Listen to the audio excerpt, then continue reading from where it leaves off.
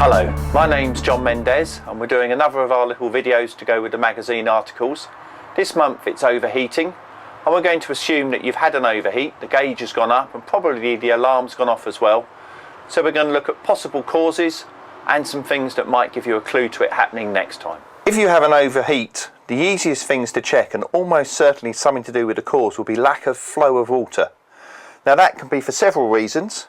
If it's early in your passage, have you opened the seacocks correctly and fully? Or have you got a blockage in the filter here? So any kind of blockage will mean you'll need to clear it out.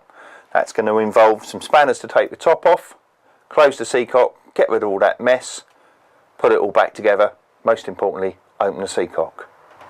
If we've had some form of blockage on the inlet side, what we need to do then is restart the engine and make sure that we've got a flow of water. Once it starts pumping, our impeller pump in here, which draws in the raw water, should feel stone cold to the touch. If there's any warmth, it would suggest there's no flow of water coming through and you've probably fried the impeller. This is a fantastic little thing. It's a digital thermometer and it just reads with a little laser spot. I can just put it on, take the temperature of things, and if the water's flowing through, I should be able to check at each point to make sure the flow's nice and steady.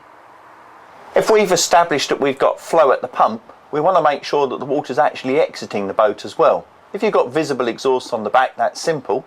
If not, very gingerly, because it can get warm, if you touch against the exhaust elbow here where the water is injected, it should feel only very slightly warmer than the water coming in. Again, our digital thermometer is fantastic. Just allows us to double check the flow of water, and we can establish very quickly that all's well, safe to continue.